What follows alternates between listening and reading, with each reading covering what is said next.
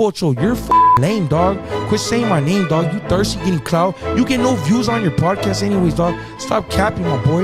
Yeah, you reached out. You talk good about me. I never did an interview with you, my boy. You wanted to go on live. I never did. Because why? I know what it is. You're making a narrative that's never going to happen. Dog, there's too much bloodshed, too much bullshit going on. Prison is prison. The streets is the streets. Hey, what do you do? What it is, what it was. This is your boy Pocho, the Chicano Podcast. Like, subscribe, and turn on notifications and support a real one in the field. What are we talking about today? WeSSmont scheme, bro. Man, I never got to talk about this fool. One, because this fool unfollowed me because I started hating on Bozo.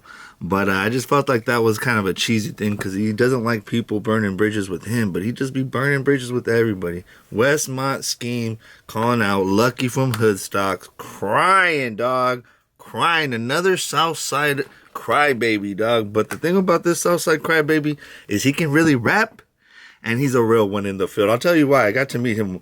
I met him once, and I knew he was a real one. Reminded me a lot about me. We got the same kind of hair. We are different, but we still come from the same kind of communities. WeSSmont, and if you don't know, the WeSSmont area in Los Angeles is cracking. You know what I mean? I think, my bad. I think it's somewhere like South Central-ish, but it's kind of on the, I think I'm touching on in the hundreds, you know, kind of getting out. But the vato comes from a real area. But let's just talk about this vato real quick, and we'll talk about the drama right after. So WeSSmont scheme is a rapper coming out of South Central LA, out of the WeSSmont something district. My bad. Got cracking, rapping, American Cholo, food community, everything. But OTR, he got on OTR. You know what I mean? He's probably one of the best rappers in Southern California, but he just can't kind of find his niche. Probably like me in podcasting. But this fool is a really good rapper. He kind of reminds me of like more of a back in the day 90s rapper. He really has skill. He's a real hip hop head, and he really is a real dude in the streets. I met him at the food community when we were actually gonna interview this vato from Orange County, and he came along and kind of jumped in the chair and was like, "Interview me, man. Let's do this." And I was down just because of his personality, but I didn't know that this was the guy that wrote one of those sickest bars. You know what I mean? Oh, I already got it did I forget it right now? So ghetto or something. I so dope to my birth mother or something like that, bro. Ugh. I even told him to his face that was the best bar I've ever heard in my life or in a long time.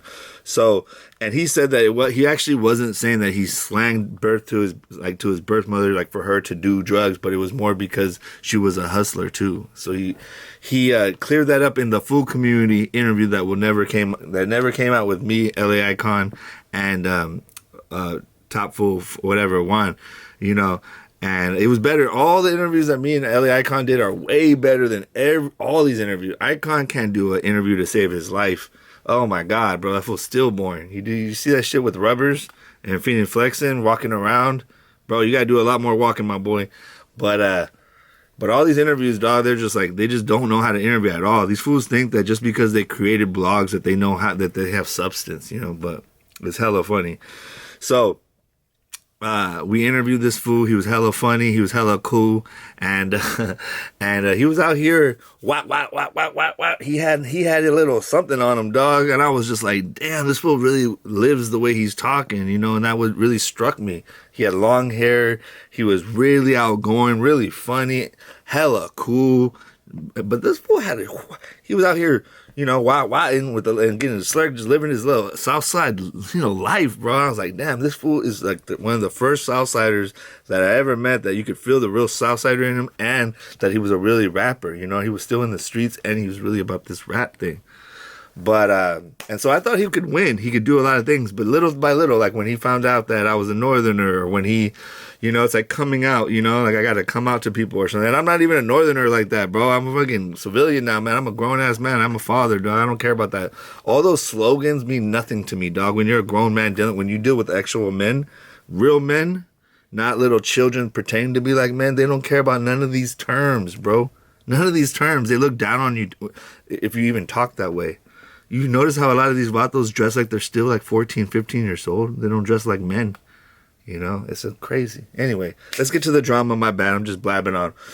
But the first clip is this fool saying that Lucky is scared for the fade, because basically what's going on is this fool's calling everybody out because nobody's listening to poor old WeSSmont scheme. He's scheming on fools, but it is what it is, bro. You can't get attention. You can get attention this way. Like he says in the rap, he did a song, you know, me versus everybody or whatever, and he disses everybody, the fool pages, you know, Jews. He goes after every rapper, Lefty, Peysoh, even the, you know, Tommy and the other one. All of them, you know what I mean? And he's done this before, you know, so I don't know what's the big deal. But this one is basically calling out HoodStocks. So let's roll the clip and I'll react to it after. Roll that clip. You're saying that Lucky from HoodStocks turned down your fade? Yeah, he did turn down my... He know what he did. I got the message. He started talking about God. Look, man, I love God, man. Me and God got a good relationship, but me and Lucky don't. So at the very end of the conversation, after all that popping and rah-rah, he was like, hey, man, God loves you, man. Don't try to do that, man. You was already... You go ahead, stand on your business. Come fight me, bro. You say you could beat me up and I'm a little boy, then come fight me, bro. But his doesn't send a fucking address. He a lame. I'm ready to just fight. I just want a regular fight. You hear me, Pop? You hear me, Crazy Hood Media? I just want a regular fight, man. And he asked Peysoh if there was homies in the industry right now that he, you know, to look out for. That he ended up naming me. I don't think he knew anything about me, bro. I don't think he knew about my history with the neighborhood, with gangbanging, bro, with my prison time, with the shit that I've done for this shit, bro. Because he really tried to talk to me as I was a child. Because I spoke to him, like, you know, through FaceTime and shit, bro, and on the DMs. That's why I had to end up calling him out, because he wasn't responding to me no more. Because, like I said, bro, once you disrespect or cross the line, let's just fight. So this vato is butthurt, dog. This fool's butthurt because Peysoh in her interview at HoodStocks gave him his props, which he should be happy about. And I guess when, you know, Lucky said, you know, hey, who should I look out for? And he said to look out for this vato, even though this vato's probably been doing it longer than Peysoh. And, you know, Lucky didn't give him his flowers, I guess, or made him feel special, you know, because he didn't say, oh, yeah, for sure, or anything, or, you know, or he didn't, like, reach out. But, bro, that's not part of Lucky's responsibility, bro. And the thing is, you get more, what is it, with sugar than with whatever. Like, bro, like, forcing people to interview you, forcing people to F with you is not the way to go about it, bro. I just think that for you, my boy Scheme, is that you just haven't found your niche. You know, you got a face card. People always think it's funny that I think that you guys are sus because I can talk about men and not feel weird about it, dog. I love women. But you got a good face card. You got nice hair. You can rap. You're really from your section, bro. You don't need nobody. I would stick to, like Blue Devil said earlier, those songs that you did in the front yard with your homies. Like, stick to that authenticity of who you really are, bro. Because in real life, you're a real one. And I think what happens is because you're outgoing, cool guy, and you're different, and you're willing to be different, you think people don't take you serious. But honestly, you need to find bigger and better people, because you could be speaking to way bigger crowds, bro, and speaking about different things. Well, I don't know, man. You just got to find your niche and not worry about HoodStocks. But let's roll the clip of HoodStocks responding. Roll that clip. So it looks like Lucky from HoodStocks just called out and responded to the Southside rapper that's been calling them out for the fade. Let me know what you guys think in the comments, and let's load up that clip. Ask anybody on the streets, dog, that has ever ran up on me and marked me the out, dog. See, you guys got this internet twisted the up, dog. This circus show, dog, got you believing it ain't real life. That ain't real life, my dog. But that just shows me that you're just a little wet behind the ears. Homie, I am no way in hell am I gonna be throwing it away to anybody that's on a scooter and that's using a Wi-Fi for his tablet for internet, dog. The real ones, you know what I mean, figure out things behind the scenes, real easy. Yeah, you know what I mean? Because everybody's connected behind the scenes. There's levels in the game. And if jumped off of every single time somebody told you to jump, doggers got excuses of why they didn't know where place was at, bro. You know what I mean? Well, hey, you had a chance and that's on you, bro. Hey, and so basically, dog, you know what I mean? Lucky's just like saying, dog, I'm not gonna run the fade with you. You had your chance. You know what I mean? Like, bro. That's the other thing that I'd be tripping out, that people got this internet thing messed up. They forget that a lot of the people that are our age, that are in our late 30s, early 40s, even close to our 50s, lived in the real time. We survived a lot, and we're here to tell our stories. So don't mess with us, bro, because you'll get it. You know, a grown man that has kids, like he's Lucky has more to lose now, and so he's going to take any kind of, you know, situation more serious. And that being said, that's probably why he doesn't want to mess with you, you know, because he wants to, like, you know, he's trying to stay out of jail, bro. He's not trying to be a crash out dummy. And you want a fair fight, yes. Ask for fair fights in the streets, not on the internet. Asked for an internet boxing fight, like what's his name? Lucky went over there and did that boxing. He got called out and he went and caught a fade. And he can fight, bro. Lucky got hands, especially for a Southsider. Sorry, that's a little joke. I never met a Southsider that could fight till I moved to LA. No, just playing. But yeah, so Lucky's like, no, you're not at my level. I'm turning it down, and I don't have to be cool. You're not like that. If you had a chance, you can come see me if you want, but I'm not going to do that for every crash out dummy that comes along. I'm not doing it. So keep talking your ish. It is what it is. So I don't think anything's going to happen. I don't think it's even that big a deal. They might catch hands at most, but I know that both of those fools are real ones. I met, Skeme, and I know that Vato is not playing. He's a real Lefty Gunplay. You feel me? But let's end, with a little clip just about this music video. Do you think that you guys should check out SSkeme?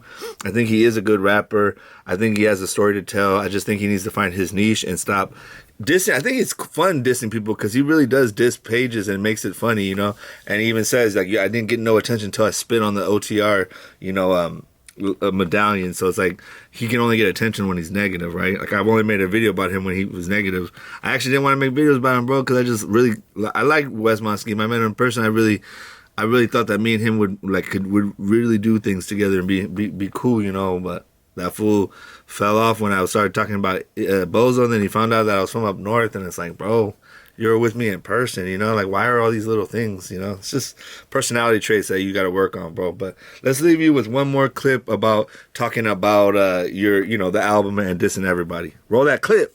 So it looks like Southside rapper SSkeme just dropped a diss track on everybody after he was warned not to release the song or there would be serious consequences. Not only in the music industry for his career, but allegedly in the streets too. They sent that fool a message, a warning, that if he drops that song, that might be the last song he ever gets to drop. So what did this fool do? He dropped it.